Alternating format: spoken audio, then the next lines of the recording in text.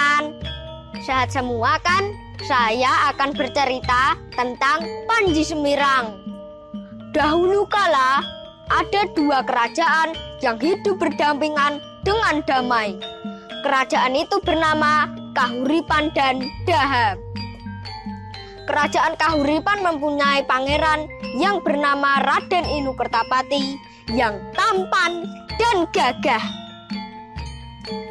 Sedangkan di kerajaan Daha ada dua putri cantik-cantik yang bernama Dewi Candrakirana, putri dari seorang permaisuri. Yang satunya lagi adalah Dewi Ajeng, putri dari seorang selir. Sejak kecil Raden Inu Kertapati dan Dewi Candrakirana sudah dijodohkan, hingga akhirnya mereka berdua tumbuh menjadi dewasa. Dewi Candrakirana tumbuh menjadi gadis yang baik, sopan, dan pembawaannya santun. Sementara itu, Dewi Ajeng mempunyai sikap yang jahat, suka iri kepada Dewi Candrakirana. Apapun yang dimiliki Dewi Candrakirana, Dewi Ajeng selalu ingin juga memilikinya. Suatu hari, Raden Inu Kertapati ingin sekali membawakan hadiah untuk Dewi Candrakirana. Aku ingin memberikan hadiah kepada Dewi Candrakirana. Kira-kira perempuan itu suka apa ya? Oh ya, biasanya perempuan suka boneka. Aku akan membuat boneka yang terbuat dari emas dan perak. Setelah boneka itu jadi, Raden Inu Kertapati sengaja membungkus boneka yang berwarna emas dengan kain yang sangat lusuh dan bau. Sedangkan boneka perak dibungkus dengan kain sutra yang sangat bagus.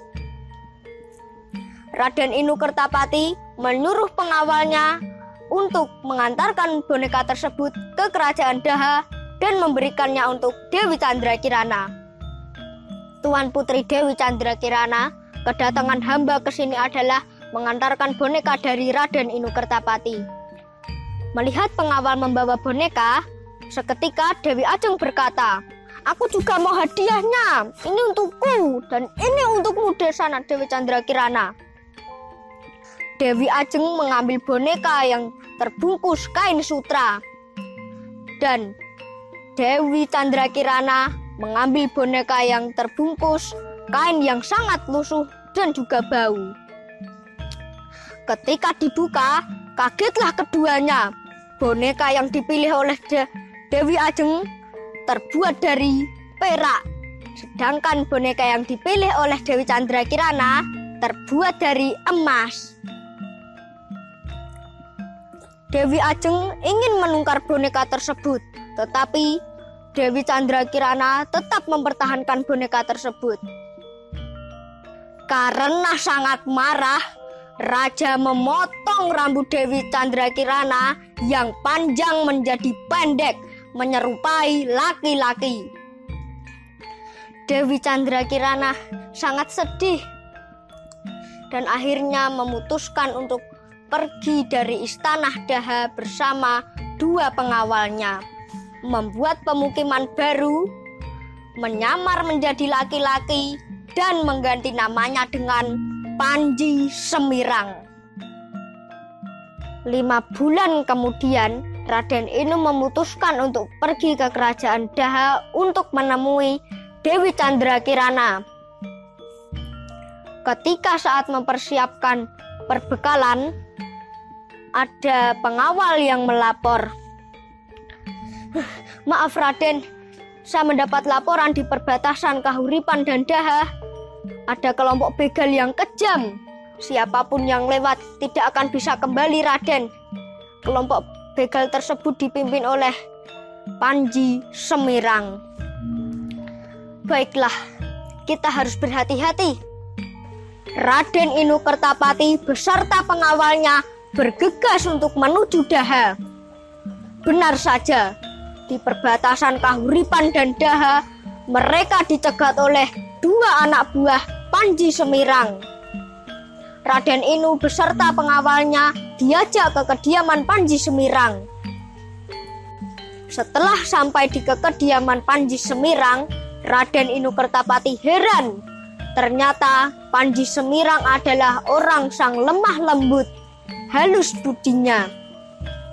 Setelah beberapa saat, Raden Inu melanjutkan perjalanannya ke kerajaan Daha. Setelah Raden Inu sampai di kerajaan Daha, betapa terkejutnya Raden Inu jika sampai ke Daha. Ternyata Dewi Candrakirana tidak ada di kerajaan Daha. Raden Inu mendekati Dewi Ajeng untuk mengetahui informasi. "Wahai Dewi Ajeng, apakah kau tahu di mana Dewi Candrakirana berada?" "Saya tidak tahu, Raden. Setahu hamba, Dewi Candrakirana sudah pergi ke hutan dan dia sudah gila. Pastinya dia sudah dimakan oleh binatang buas." Raden Inu Kertapati langsung tidak percaya dengan perkataan Dewi Ajeng.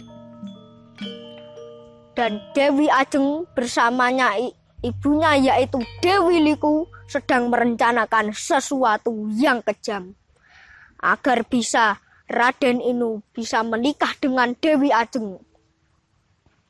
Rencana mereka berdua pun berhasil.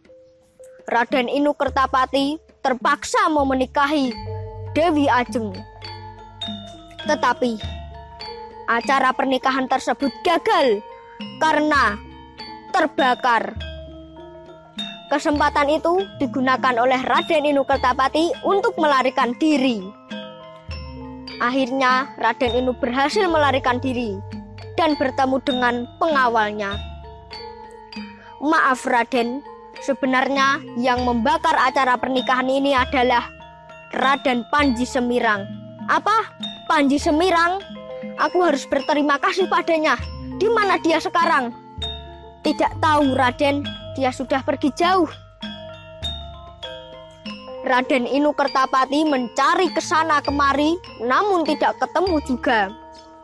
Raden Inu sampai di kerajaan Gagelang. Ternyata di kerajaan Gagelang tersebut sedang ada musibah, yaitu 2 begal yang sakti. Raja Gagelang sangat sulit menangkapnya. Dan akhirnya Raden Inu Kertapati bertekad untuk membantu Raja Gagelang untuk mengalahkan begal tersebut. Dan akhirnya Raja Gagelang dan Raden Inu Kertapati berhasil menangkap begal tersebut. Raja Gagelang sangat bahagia. Raja Gagelang akan menggelar acara syukuran 7 hari 7 malam. Pada malam terakhir ada pagelaran wayang. Raden Inu Kertapati sangat menikmati pagelaran tersebut. Akan tetapi ada yang terasa aneh dari Raden Inu Kertapati. "Aku merasa ada sesuatu yang janggal. Cerita yang dibawakan oleh Ki Dalang kenapa sama ya pada kisah hidupku? Ada yang aneh nih." Raden Inu Kertapati menunggu acara wayang tersebut sampai selesai. Dan akhirnya Raden Inu mengikuti dalang tersebut di kamar ganti kostum. Ternyata dalang tersebut bukannya laki-laki, tetapi perempuan. Dan yang paling mengejutkan lagi adalah dia adalah Dewi Candrakirana yang sedang menyamar menjadi dalang. Dalang tersebut bernama Raden Jaka Asmara. Raden Inu Kertapati dan Dewi Candrakirana sangat bahagia bisa bertemu lagi.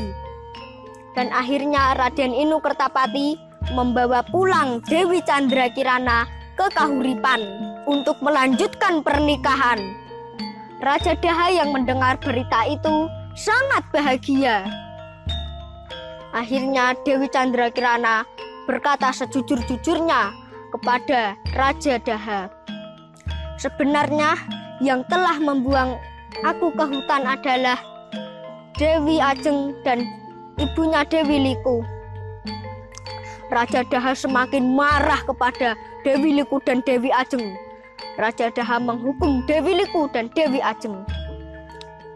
Wahai kau Dewi Liku dan Dewi Ajeng, kenapa kau membuang Dewi Candrakirana yang tidak bersalah apapun? Ampun Paduka, hamba yang salah mendidik anak hamba. Hukum saja hamba dan maafkanlah Dewi Ajeng. Baiklah, akan ku maafkan Dewi Ajeng dengan satu syarat. Dewi Ajeng harus berperilaku baik dan kau Dewi Liku pergi dari istana ini. Raden Inokertapati dan Dewi Candrakirana bisa bersatu lagi dan kerajaan Kahuripan dan Daha hidup rukun, aman dan damai. Demikian teman-teman, cerita Panji Semirang ada pesan moralnya loh teman-teman. Teman-teman harus contoh ya. Yang pertama, janganlah bersikap serakah dan iri dengki, karena itu akan mendatangkan kesengsaraan. Yang kedua, kebenaran akan membawakan kebahagiaan. Yang ketiga, bersabarlah dalam menghadapi cobaan hidup. Demikian cerita dari saya, tetap ceria dan sehat selalu.